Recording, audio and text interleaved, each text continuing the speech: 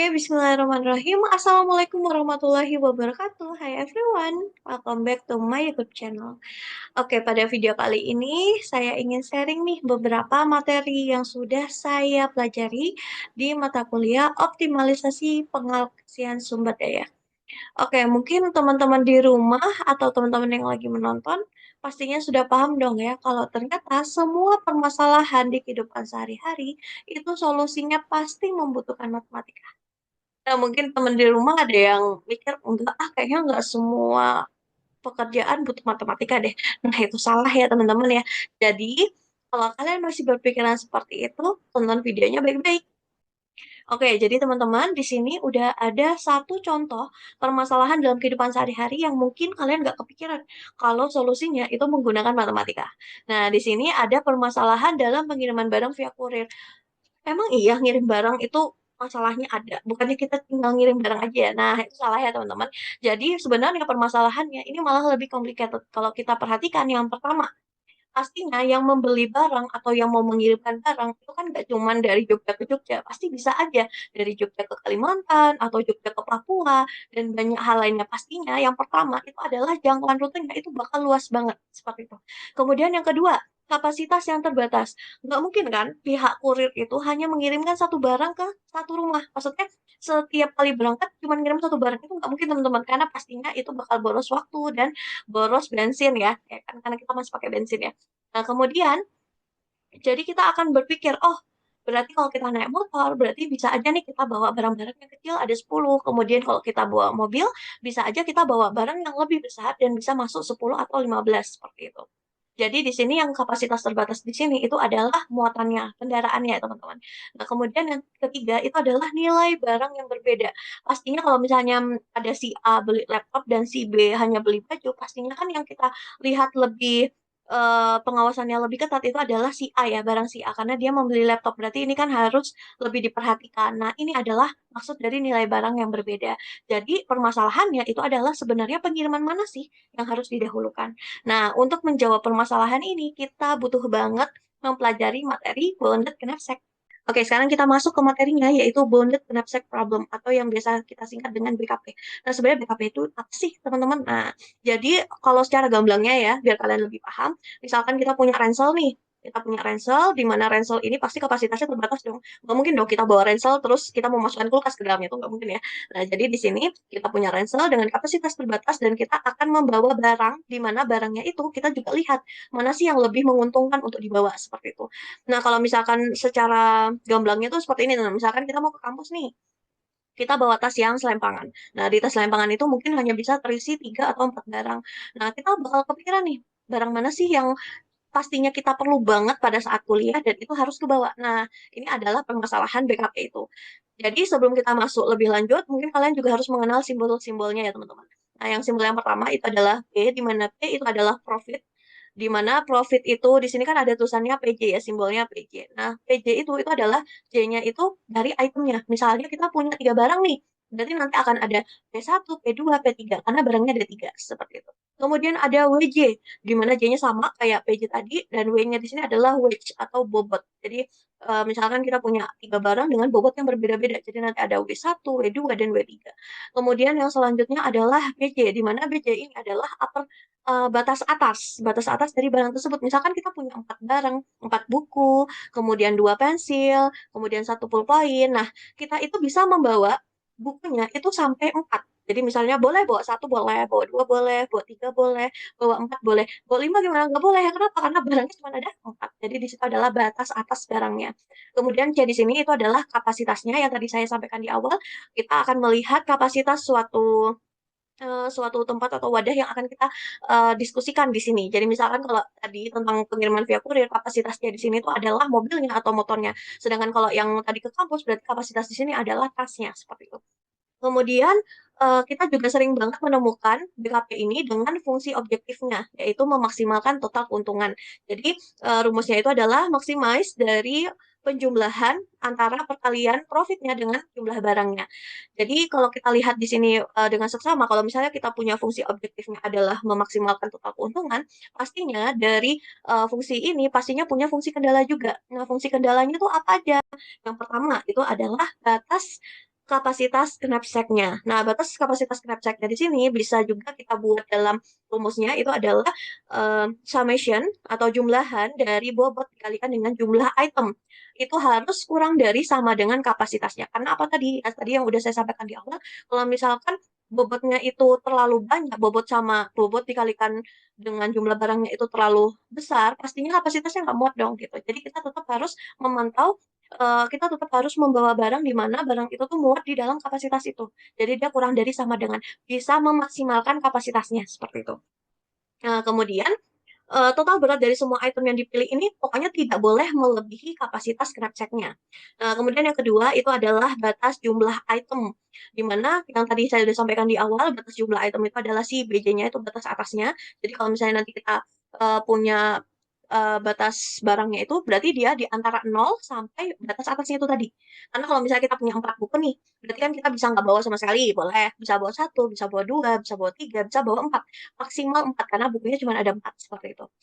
Nah, kemudian yang tadi sudah saya sampaikan, profit, terus wage, jadi PJ, PJ, terus batas atas BJ, dan C-nya di sini atau kapasitasnya di sini, itu semuanya dalam bentuk bilangan bulat positif. Karena kalau misalnya tidak dalam bentuk bilangan bulat positif, coba kita bayangkan dalam kehidupan sehari-hari. Misalnya buku, kita cuma mau bawa setengah, itu kan nggak mungkin ya, teman-teman. Jadi di sini permasalahannya itu dalam bentuk integer atau bilangan bulat positif. Oke, jadi teman-teman, kalau kita gabungkan secara keseluruhan, di mana ada fungsi tujuan tadi dan fungsi kendala, terbentuklah bounded knapsack problem ini. Jadi di mana kita lihat fungsi tujuannya itu adalah memaksimalkan profit dari suatu barang yang kita bawa, sedangkan dengan ada batasannya. Jadi ada aturannya di mana barang tersebut itu beratnya atau kapasitasnya itu tidak boleh melebihi kapasitas knapsack tersebut dan harus integer. Oke, jadi teman-teman, untuk permasalahan pengiriman barang via kurir yang di awal banget kita bahas, itu sebenarnya adalah permasalahan bounded knapsack problem, di mana kita bisa loh cari solusinya. Dengan cara apa? Sebenarnya untuk mencari solusi dari BKP itu ada banyak sekali algoritma atau metode yang bisa kita pakai. Ada upper bound, ada branch and bound, terus ada greedy approximation, dan lain-lainnya. Nah, dalam video kali ini yang akan kita bahas lebih lanjut itu adalah yang upper bound.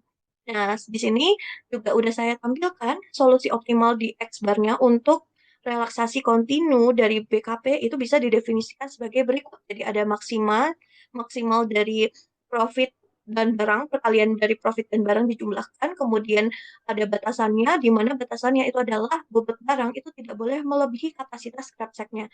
Dengan batas atas atau batas atas barang yang boleh kita bawa itu adalah dari 0 sampai batas atasnya. Teman, selanjutnya dari teorema 2.1 yang membahas tentang solusi optimal X-bar dari permasalahan knapsack problem, kita tuh bisa mengasumsikan item-itemnya itu dengan mengurutkan itemnya. Dengan diurutkannya berdasarkan profit dibagi dengan bobotnya.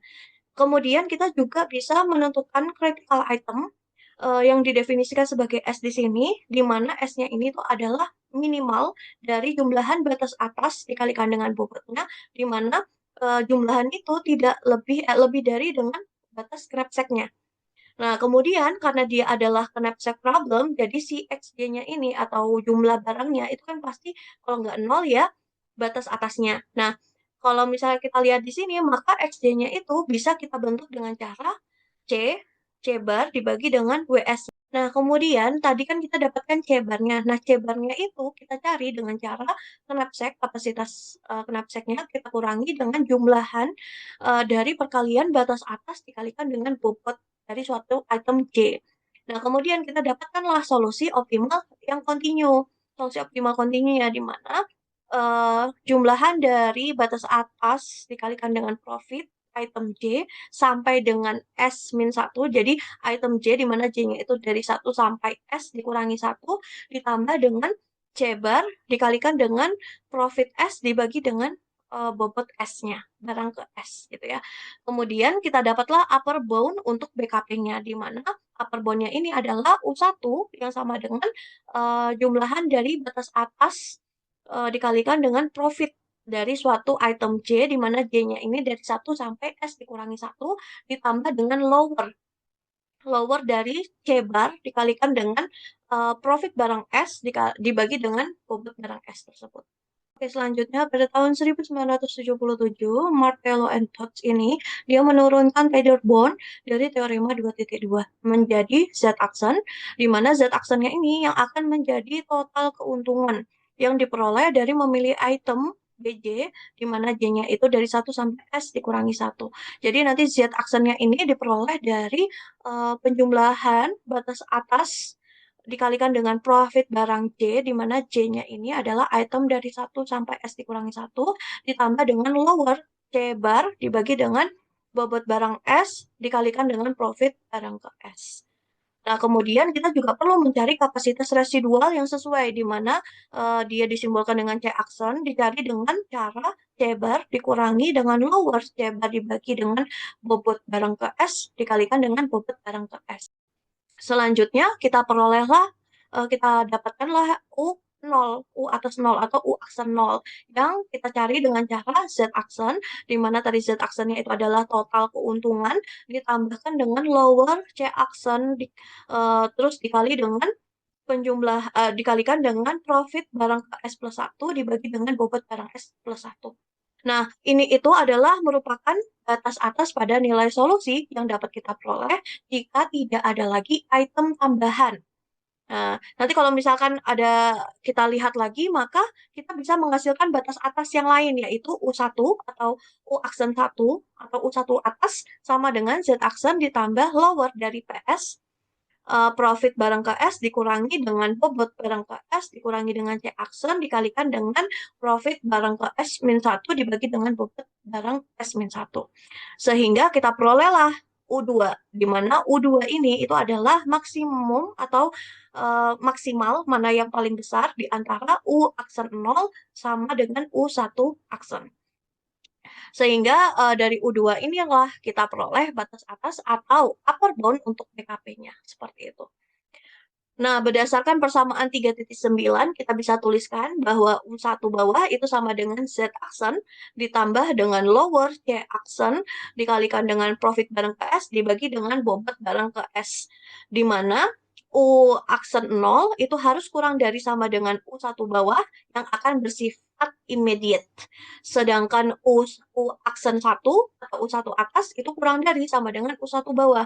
Ini akan dibuktikan dengan memanipulasi aljabar, sama seperti yang digunakan pada teorema 2.2. Sehingga U2 bawah kurang dari sama dengan U1 itu berlaku. Oke, teman-teman, sekarang kita mungkin akan buat contohnya sedikit lebih real ya dalam kehidupan sehari-hari. Kita lihat di sini ada contoh dari kurir Maxi Express dan tantangan pengiriman. Nah, di sini kita lihat ada 3 barang, ada barang dokumen, elektronik kecil, sama buku berat. Nah, sedangkan untuk berat dan nilainya itu juga berbeda-beda. Di sini untuk dokumen cepat, beratnya ringan cuma 1 kilo, dengan nilai Rp10.000 dan jumlah maksimalnya itu hanya boleh membawa 6.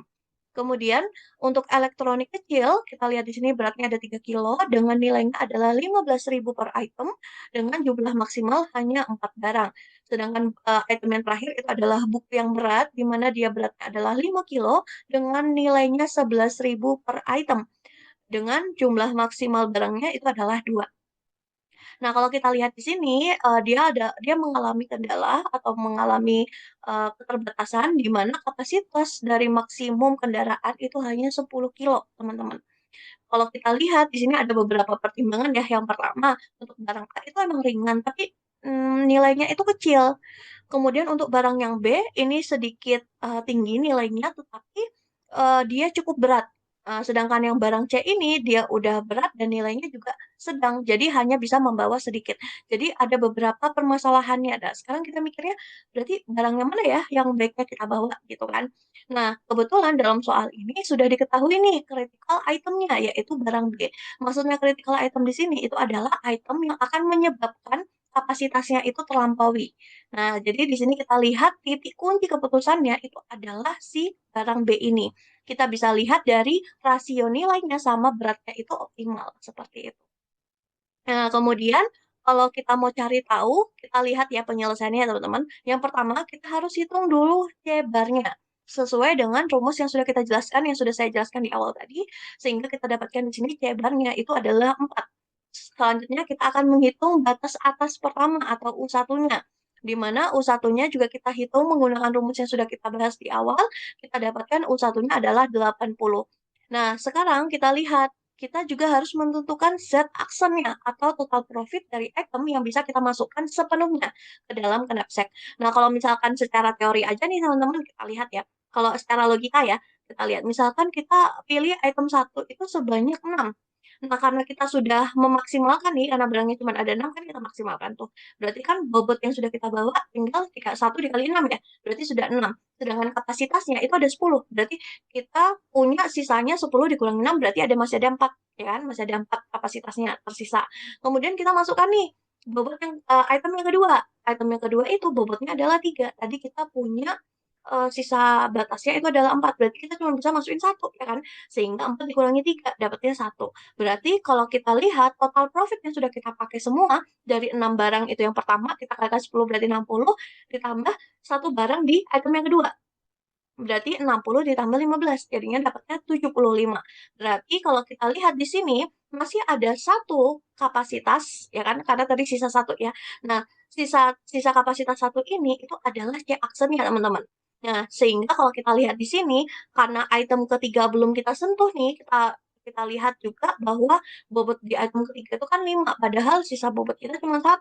Nah, berarti kita lihat di sini tidak cukup ruang, tidak ada cukup ruang, jadi kita akan mengambil sebagiannya saja, jadi S plus 1. Sehingga akan dilakukan perhitungan selanjutnya, yaitu U aksen 0. Berarti karena kita mau mencari U aksen 0 dengan rumus yang ada di atas, berarti kita lihat, karena dia tidak menambahkan item S, maka didapatkan U 0-nya itu adalah 77.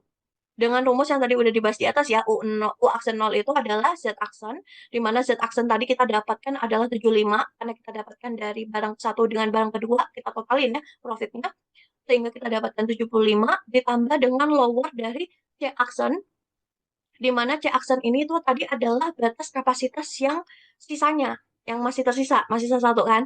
Nah, kemudian ditambah dengan profit profit S plus 1 dibagi dengan bobot S plus 1. Nah, profit S1 dibagi dengan bobot barang ke S plus 1 itu adalah si barang yang ketiga. Karena kan barang ketiga ini kan tadi yang terakhir yang tidak bisa kita ambil gitu kan, karena tidak cukup ruangannya gitu. Sehingga kita perolehlah U aksen 0-nya itu adalah 77. Selanjutnya setelah kita dapat U aksen 0, kita carilah U aksen 1. Dengan rumus yang tadi di atas, kita dapatkan U aksen 1-nya itu adalah 70. Selanjutnya, kita menghitung batas atas upper bound-nya, karena kita udah dapat U aksen 0 dan U aksen 1, maka kita bisa lihat dari U2 sama dengan maksimum dari U aksen 0 koma U10. Jadi di antara dua itu mana yang maksimal? Karena tadi U aksen 0-nya itu adalah 77 dengan U aksen 1-nya itu adalah 70, maka hasil akhirnya adalah 77. Ya, teman-teman, selanjutnya kita akan bahas satu paper mengenai bonded knapsack ini dengan judul Well Solvable Special Case of the Bonded Knapsack Problems. Seperti yang udah dijelaskan di video sebelumnya, bonded knapsack problems atau BKB ini itu adalah varian dari masalah ransel, di mana setiap item tunggal itu tersedia dalam jumlah batas tertentu. Nah, sekarang kita akan bahas versi optimasi BKP-nya. Jadi di sini kita lihat dia adalah meminimalkan jumlah dari bobot suatu barang dikalikan dengan jumlah barangnya. Jadi di sini yang tadi kan pakai J ya, sekarang pakai K itu sebenarnya sama aja ya teman-teman. Itu menandakan bahwa K itu adalah item dari 1 sampai N, di mana dia dibatasi dengan jumlahan dari profit suatu barang K dikalikan dengan jumlah suatu item K. Di mana jumlahan ini itu harus lebih besar dari sama dengan P, dia keuntungan dari barang yang akan dikemas. Nah, teman-teman, ini juga biasa disebut dengan covering formulation dari BKP. Selanjutnya, selain ada covering formulation, ada juga packing formulation. Sebenarnya ini nggak beda jauh, cuman teman-teman dia itu tujuannya itu adalah memaksimalkan profit. Kalau tadi itu adalah meminimalkan bobot, kalau yang sekarang itu adalah memaksimalkan profit suatu barang dikalikan dengan jumlah barangnya, dengan batasan bahwa bobotnya dikalikan dengan jumlah bobotnya itu harus kurang dari bobot yang sudah ditentukan. Jadi W besar ini tuh adalah total bobot yang sudah ditentukan sebelumnya. Jadi barang yang akan dikemas sebagaimana demikian dia harus kurang dari bobot keseluruhannya. Jadi total bobot lah gitu.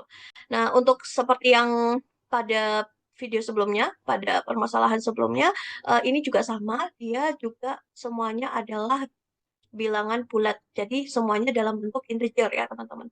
Nah, selanjutnya di sini ada suatu perbedaan. Tadi yang perbedaannya sebenarnya udah cukup jelas ya teman-teman yang tadi saya sampaikan. Kalau coverage formulation itu adalah meminimumkan bobot barang, sedangkan kalau packing formulation itu adalah memaksimalkan keuntungan. Nah, kemudian kalau kita lihat di sini, formulasi covering dan packing dari PKP itu memiliki kompleksitas waktu polinomial yang setara. Jadi, kalau kita lihat di sini, literatur itu tuh memuat sejumlah kasus khusus BKP dan UKP yang dapat diselesaikan secara polinomial. Namun dalam implementasi nyata, menerjemahkan algoritma dari satu formulasi ke formulasi yang lain itu akan menambahkan overhead dalam waktu eksekusi sebesar log W atau log P. Jadi sebenarnya itu, BKP dan UKP itu sebenarnya adalah suatu permasalahan yang bersifat NP-hard. Jadi, dia itu adalah suatu kasus yang sebenarnya agak susah untuk dicari solusinya. Nah, jadi itu artinya itu tidak ada algoritma yang diketahui dapat menyelesaikan masalah ini dalam waktu polinomial secara umum. Nah, kemudian kalau untuk yang Farhig dan Aarts itu dia memperluas penelitian ini dan membuktikan bahwa bahkan BKP dengan bobot item yang dapat dibagi dapat diselesaikan dalam waktu polinomial. Nah, sedangkan untuk Zuckerman, Jia, Nime, dan Wiginger itu mengusulkan pendekatan greedy untuk kasus khusus UKP. Nah, sebenarnya dalam kasus ini, untuk kasus khusus BKP itu tuh belum ada, teman-teman. Maksudnya masih sangat sedikit. Nah, sehingga kalau kita lihat di sini sebenarnya bobot item dan keuntungan itu akan bersifat cross ratio order yang memungkinkan pendekatan heuristik sederhana untuk memberikan solusi yang terbaik. Jadi, pada penelitian ini itu tuh memperluas waktu hasil polinomial dalam, pendekatannya dari rasio silang yang diurutkan UKP ke yang lebih umum dari rasio silang yang diurutkan PKP. Jadi intinya tuh teman-teman, ini tuh kita lagi berusaha kalau gimana kalau kita mengerjakan kasus khusus BKP-nya, karena kasus khusus UKP itu sudah ada, sedangkan yang BKP itu belum ada. Jadi di sini kasus khusus BKP-nya itu kita coba mengerjakan dengan cara yang sama, namun dia ada sifatnya. Dia akan menggunakan sifat cross ratio order itu tadi. Nah, kemudian, di sini juga kita harus mengetahui terlebih dahulu untuk multiset, di mana multiset itu adalah himpunan yang dapat mengandung beberapa salinan dari elemen yang sama. Jadi multiset di sini tuh nanti digunakan sebagai, himpunan, suatu himpunan atau vektor integer non negatif berdimensi M, di mana, dia itu mempresentasikan jumlah item yang dipilih. Nah, kemudian kalau kita lihat di sini kan tadi udah dijelaskan ya bahwa total profit dari suatu himpunan X dan total berat dari suatu himpunan X itu kan sudah ada tuh rumusnya. Jadi kalau profit itu berarti hasil dari jumlahan profit suatu barang dikalikan dengan jumlah barang itu. Kemudian kalau untuk berat berarti total berat suatu barang dikalikan dengan jumlahan barangnya. Nah, di sini itu kita juga mempelajari tentang dominasi, teman-teman. Jadi kalau dalam hal ini jika X sama Y ini, itu misalkan jadi X sama Y ini tuh adalah suatu himpunan ya teman-teman yang tadi multiset itu, sehingga kita akan melihat nih dari dua himpunan ini mana sih yang lebih mendominasi gitu. Jadi kalau kita lihat, X akan mendominasi Y itu jika dua hal ya, terjadi dua hal ini. Yang pertama, profit total X ini akan lebih besar daripada profit total Y. Sedangkan berat total X yang kedua itu adalah berat total X ini harus lebih kecil dari berat total Y. Nah, selanjutnya ini juga menunjukkan bahwa dominasi itu berlaku kalau misalkan X mendominasi Y dan X aksen mendominasi Y aksen, maka X plus X aksen itu juga akan mendominasi Y ditambah Y aksen. Jadi konsep dominasi itu membantu membandingkan dua himpunan item berdasarkan profit dan beratnya. Nah, selanjutnya kita juga akan bahas tentang cross ratio order intense, di mana kondisi ini tuh menyatakan bahwa rasio antara bobot dua item berurutan itu tidak boleh lebih besar dari rasio antara keuntungan dua item berurutan. Nah, jadi di sini rumusnya bisa kita lihat bobot bobot itu W ya, W itu adalah bobot barang K plus 1 dibagi dengan bobot ke K, barang K, itu harus uh, kurang dari sama dengan floor profit K barang K plus 1 dibagi dengan profit barang ke K, di mana K ini adalah 1 sampai N dikurangi 1. Jadi ini akan implikasi dari kondisi bahwa bobot J dibagi dengan bobot K itu harus kurang dari sama dengan profit J dibagi dengan profit K untuk semua J kurang dari K. Berarti seiring dengan meningkatnya indeks item, rasio antara bobot dan keuntungan tetap dalam batas tertentu, seperti itu. Oke, dari lemma 3.1 ini kita juga mendapatkan bahwa, jika keuntungan total dari X lebih besar atau sama dengan keuntungan dari item ke M+1, maka terdapat dua himpunan, di mana kedua himpunan ini X dan Y dengan sifat X tambah Y itu adalah A. A ini adalah jumlah total dari setiap item tetap sama, dan profit dari X itu harus kurang dari profit barang M+1, dan bobot dari Y itu harus lebih dari dengan bobot barang M+1. Jadi, lemma 3.1 ini diimplementasikan sebagaimana kesimpulannya bahwa jika, X dan Y ini memiliki berat yang sama, jadi WX sama dengan WY, tetapi profit X, PX itu lebih besar daripada profit Y, maka X ini akan mendominasi Y. Nah, jika X dan Y itu memiliki profit yang sama, tetapi X lebih ringan daripada Y, maka X juga mendominasi Y, seperti itu. Oke, teman-teman, di sini sudah ada satu permasalahan atau suatu contoh dari penerapan yang ada pada paper. Ini udah saya buat ya, kelompok saya buat. Mungkin kalau saya tunjukkan seperti ini kalian bingung ya. Oke, kita akan coba buat ilustrasinya dalam kehidupan nyata. Kita lihat di sini ada foto mas-mas lagi ngecekin barang-barang ya. Mungkin terjadi pergudangan. Nah, kira-kira permasalahannya apa ya? Nah, kita lihat di sini. Ini dimisalkan ada toko online bernama Toko Logis ingin mengemas pesanan untuk dikirimkan dalam satu hari menggunakan satu kontainer. Nah, di sini sudah ada tiga barang. Yang pertama adalah muk keramik, terus ada barang kedua itu adalah set alat tulis, dan barang ketiga adalah paket buku, di mana barang-barang tersebut memiliki berat dan keuntungan yang berbeda-beda dan mempunyai maksimal stok juga yang berbeda-beda. Nah, ini itu adalah ilustrasinya aja teman-teman, ilustrasi dari contoh yang saya buat sebelumnya. Nah, bagaimana cara menyelesaikannya? Kita lihat lagi, tadi udah dibahas dalam papernya bahwa dalam permasalahan BKP khusus ini, kita bisa membantu mencari solusinya dengan salah satu sifat yang harus kita pakai nih. Salah satunya itu adalah sifat cross ratio order. Jadi di mana cross ratio order ini harus kita cek terlebih dahulu teman-teman. Apakah bobot barang K plus 1 dibagi dengan bobot barang ke K itu harus kurang dari sama dengan floor-nya dari profit barang K plus 1 dibagi dengan profit K. Nah, di sini langsung kita cek aja teman-teman. K-nya kita ganti 1 misalkan. Kita masukkan, kita substitusikan 1, berarti kita langsung cek aja barang kedua, bobot barang kedua kita bagi dengan bobot barang pertama, itu harus kurang dari profit barang kedua dibagi dengan profit barang pertama. Nah, dalam hal ini kalau kita cek ternyata hasilnya sudah sesuai, di mana 3/2 ini kurang dari sama dengan floor 2. Ya, berarti udah sesuai ya teman-teman. Nah, sekarang kita cek gimana kalau K-nya sama dengan 2. Nah, berarti kita cek bobot barang ketiga, kita bagi dengan bobot barang kedua, itu harus kurang dari profit barang ketiga dibagi dengan profit barang kedua. Dalam hal ini juga udah sesuai karena 5/3 itu kurang dari sama dengan floor-nya 2. Oke, berarti udah sesuai semua. Nah, dalam hal ini sebenarnya teman-teman, kita juga akan mengecek. Nah, di sini tuh sudah ada dua himpunan atau multiset yang tadi sudah kita bahas di awal.